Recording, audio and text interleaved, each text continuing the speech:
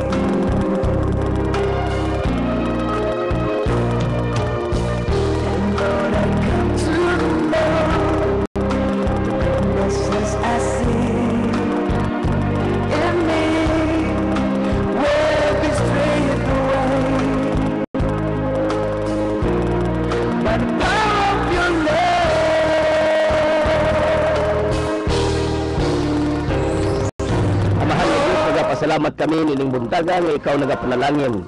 Ug ikaw mo sa gihapon ng kagahapon karon og sa walay katapusan. Nagampo ako nga imong panalangin magaabot sa matag usa karon nga nagapaminaw sa Kabisayan ug dinhi sa Mindanao. Bisan asa nga suok sa kalibutan nga naabot pinaagi sa Austrian Radio. Panalangin ni Ginoong Dios ang matag usa nga nagapaminaw ang ilang mga balatian mga ayo ug bisan pa Ginoong Dios ang kalinaw magahari silang panimalay sa ilang kinabuhi. Silang business, ikaw magapauswag kanila Ginoo. Daghang salamat sa imong pagpanalangin nining orasa. Sa pangalan ni Kristo Jesus. Amen o amen. Praise God. Mayong buntag sa itong mga kaigsuunan nga nagapaminaw. Dalaygon ng Diyos nga niya na kita ning atong tulumanon worship on air. Kini programa sa Throne of Grace Global Fellowship ni Mutang sa May Gonzales Simino Building 4 Tubod Highway, Iligan City. Una ka sa Iligan City, Igsonog Higala, pagkikita sa alagad sa Diyos, Pastor Rudy Isik ng adlawa, magsugod ang atong panagtigom diya sa Throne of Grace, alas sa nagdang tagna sa buntag, no? O gayo kalimot, pareho nga building nga giabangan sa Pag-ibig Office o sa PhilHealth, naata sa May Gonzales Simino, Building 4, Tubod Highway, Iligan City, at banggayod sa May Price Plaza, mga kaigsunan. 9 o'clock magkita ta dito o ayaw kalimot pagdala og imong kauban. Ako nagatuo ko nga ang presensya sa Dios mohikap og motagbo sa imong panginahanglan niining buntaga. Doon na ba kay dako nga panginahanglan? Ayaw pagpabilin diya sa imong panimalay nga datugan ka sa imong mga problema og kabalaka. Adunay solusyon, walay imposible sa dunay pagtuo ngadto sa Dios. Imbitahon ko ikaw tambong nining adlaw sa panagtigom sa Throne of Grace Global Fellowship nga mga kaigsuunan. Diha gayud mga kaigsuunan sa Throne of Grace sa Tubod Highway. So welcome ka na ay mga ushers nga maghulat kami mo. Saka lamang sa taas, no? Kay natas taas ang sa ubos Pag-ibig Office man na. Saka lang sa taas kay na ay mga ushers nga nagahulat kanimo og abi-abihon ka ngadto sa lingkuranan. Welcome kay kan nga adlaw igsoon og among kalipay nga mo abi-abi kanimo. O ayaw kalimot pagdala sa imong Bible o sa imong notebook o ballpen aron ka na ay madala nga mga mensahe o malista nimo. Ako nagatuo ko nga ang gahom sa Dios nagapabilin diha siyang pulong. Tungod kay ang Dios nagabantay sa mga pulong aron sa pagtuman nimo. So higala igsoon ayaw kalimot nining adlaw. Unyang gabi ang mga young people, no? Mga young people mag-start sila og 4 o'clock in the afternoon. And then we have midweek service. We will invite you to join us during midweek service.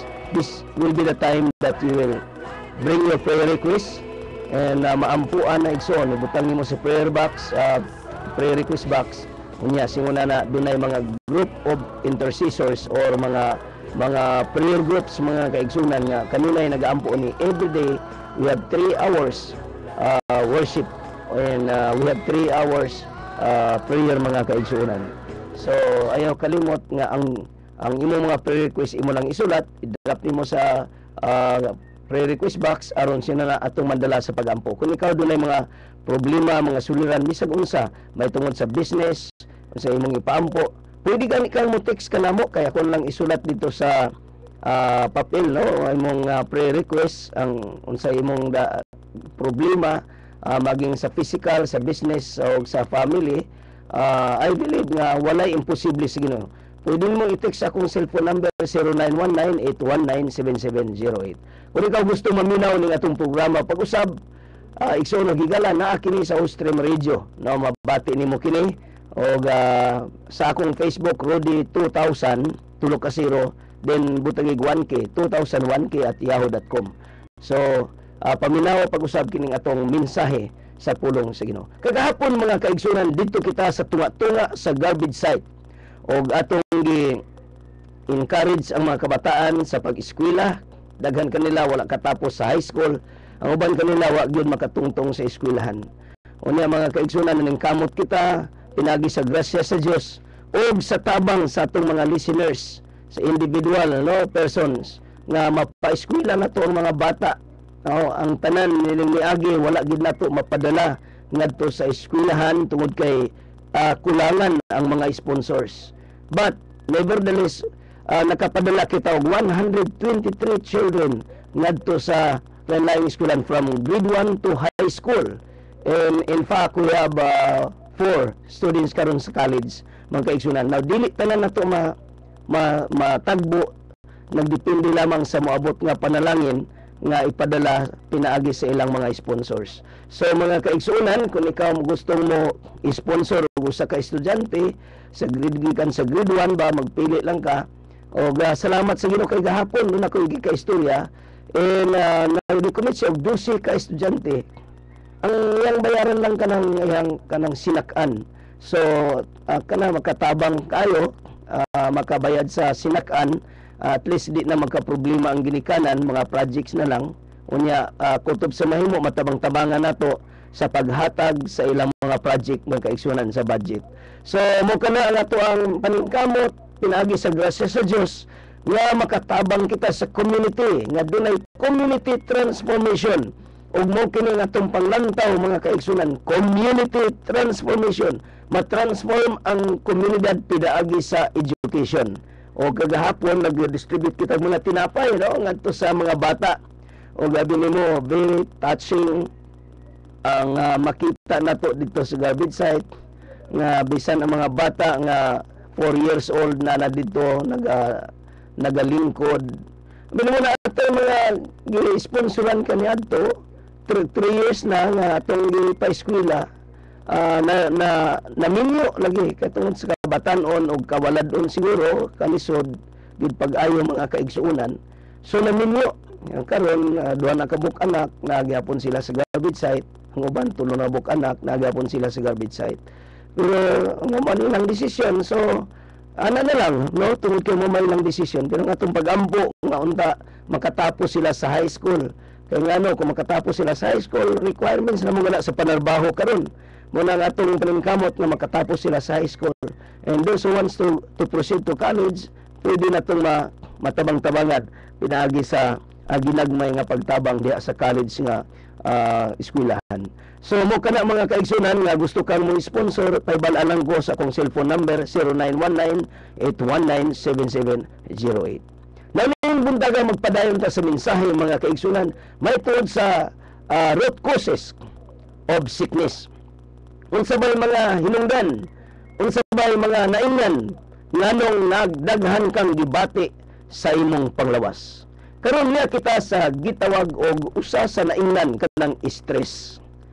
Kung sa binisaya og stress, ang gamot sa stress mga kaigsunan is worry. Mo kanang kabalaka. Unsa bay gisulti ni Apostle Peter may tungod sa kabalaka. Kung atong basahon ang The Living Bible nga translation. Let him have all your worries and cares, for he is always thinking about you and watching everything that concerns you. Now, mo kini ang gisulat sa 1 Peter chapter 5 verse 7 sa The Living Bible. Let him have all your worries. Sa ito pa, atong tugutan siya nga maoy mudawat sa tanantang kabalaka. Kinsa man ang siya? Atong itugyan ngadto sa Dios. Kay ang Dios mga kaigsunan nagadasig kanato. Diyo sa lahi nga translation, casting all your cares upon Him. Sa ito ba, ibakas nimo, imong iitsa, imong itugyan ang tanan nimong gikabalak-an kanang cares mo kanang mga stressful nga sitwasyon sa kinabuhi. Matud pa diri, for He is always thinking about you. Makaingon ta nga murag gibiyaan nata si Ginoo, murag gipasagdahan nata si Ginoo, but the record, the word of God says He is always thinking about you. Kanunay siyang nagahuna-huna nga kanimo. And next is in watching everything that concerns you. Now, what are those things that concerns you? Unsa man na, kung imong basahon ang other translation, other verses is His divine power is able to give to us everything that we need pertaining to life and godliness. May tungod na gani sa pagka-Diyos nun, may tungod na gani sa kinabuhi. His divine power is able to give us ang iyang balaan nga gahom makahimo sa pagtagbo kanato. Mga kaigsuunan, atong i-convince ang atong mind that God is the same yesterday, today, and forever. Ang stressful nga kinabuhi, mawala lamang ng mga kabalaka ug ang imong gikabalak-an sa diha nga makabaton kag pagsalig sa Dios. Usahay asa man gikan ang kabalaka. Usahay ang kabalaka, first is gikan sa family. Ang stress ba gikan sa family. Nabalaka ka, nahingawa ka kayo, o nakuyawan na ka, di nakakay katulog, tungod sa nahitabo sa pamilya. Tingali, gikan sa imong bana, sa imong anak, sa imong ginikanan ba, personal, or sa in-laws ba nimo, or tingali, sa mga imong mga apo. Mga kaigsunan, kining tanan, pwede kining diha nagagikan ang stressful nga kinabuhi. Tingali sa imong trabaho, job, or sa imong health, sa imong panglawas. Tingali daghan ka nagibati sa imong lawas. Unya ang kabalakag kahadlok mo ni atake sa imong kinabuhi. Higalag igsoon nining buntaga, ako mudasig kanimo. Tamdi ang pulong sa Ginoo. Nga miingon siya nga, let Him have all your worries and cares. For He is always. What do you mean by always? All the time. Anytime. Anywhere. Everywhere. God is always watching, always thinking. Think of that words. Always watching, always thinking. And that is the primary job of our God. So if we can trust our God to watch over you and to think over you, He will provide everything. Siya mo hatag tanan sa atong mga panginahanglan. So why you worry? Nganong ikaw mabalaka man. So ang stress dili makalingkod, no? Dili kini makapenetrate ang stress ug dili kini makadulot og damage sa imong panglawas. Paminawa ang Isaiah 49 verse 25. But thus says the Lord, even the captives of the mighty shall be taken away, and the prey of the terrible be delivered. For I will contend with him who contends with you, and I will save your children. Now listen to the word. Thus says the Lord, even the captives of the mighty shall be taken away, and the prey of the terrible be delivered. For I will contend with him who contends with you, and I will save your children. So kinsa man ang kalaban nimo, mahimo siyang kalaban sa Dios. Ang Dios mao'y motindog para nimo, ug ang Dios mo'y makig-away para kanimo. Nag-ingon ang balang kasulatan, ug yang luwason ang atong mga anak. Mga kaigsunan, take note of this. Nothing ever alters until you put it on the altar. Walay makapabakwi, makapabali ni ana, no? Kung dili nimo na ihalad ngadto sa altar. Kining tanang kabalaka dili ni mabali, kining stress dili ni mabali kung dili nimo na ihalad ngadto sa altar. Dada kana sa altar kay ang Dios lamang mao'y makapabali. Ang Dios lamang mao'y makasilig ni anang gikabalak-an kanang stressful nga kinabuhi nga naglisod ka katulog, di ka makakaon og maayo tungod sa kabalaka nga ni hari sa imong kinabuhi. Igsoon og higala, ako kang gi-encourage nining buntaga. Paminawa ang pulong sa Dios. Itugyan ang tanan nimong kabalaka ngadto sa Ginoo. Kay siya kanunay nga nagahuna kanimo og nagabantay kanimo. Gigugma ka sa Dios, dili ka biyaan sa Ginoo. Niabot man ang takna sa mga pagampo. Kung ikaw dunay mga suliran sa kinabuhi, ang imo namang buhaton gunitin ang radyo. Unya, kung ikaw layo sa radyo, itapion lang ang imong tuong kamot sa imong dughan as a point of contact. I believe the power of God will come upon you, and God will heal you, and the Lord will deliver you from that stressful situation. And I believe the power of God is working mightily. The Word of God is working mightily right now. And by the power of the Holy Spirit, the Lord will heal us and He will deliver us. Right now, let's pray. The Heavenly Father, we come to you in the name of Jesus, believing that your hand is not short, it is long. You can touch the need of the people right now. And Lord, we pray for deliverance to those people who are in the situation na sila nakabalaka, na worried, na stress. Nagampo ko ang kalinaw mo hari sa ilang kinabuhi. Nagampo ko ang gahom sa pagabanhaw ni Kristo. May magasilhig sa tanan ng mga problema o sa tanan ng mga suliran nga naa sa kinabuhi sa mga kaigsunan. Nagampo ako nga ang panalangin mo abot kanila. Dagang salamat Amahan nga langit nun nga ang panalangin mo abot kanila.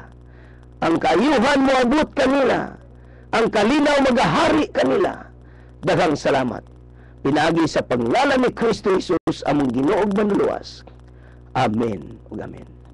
Praise God. Hikalag igsuon ining buntaga ako nagatuo nga dahil gihimo ang Dios sa imong kinabuhi.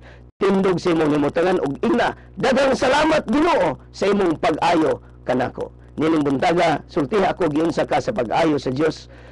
Sulati ako pinagi sa imong text sa akong cellphone number 0919-819-7708 or sa akong Facebook mga kaigsunan sa Rudy 2000 and 1K yahoo.com 2001K at yahoo.com. No, paminaw usab kining maong programa kay imo kining mabati sa Rudy 2000 1K at yahoo.com pinagi sa Ostream Radio. Daghang salamat sa inyong pagpaminaw ning atong tulumanon na Worship on Air programa sa Throne of Grace Global Fellowship na nahimutan sa May Gonzales Simino, Building 4, Tubod Highway, Iligan City. Magkita ta karon 9 o'clock magsulod karong bundag sa Throne of Grace Global Fellowship. Daghang salamat sa imong pagpaminaw o kini si Pastor Rudy isik magaingon nga ang Dios magapanalangin sa inyong panimbahon ning adlaw. Bye-bye. God bless you all.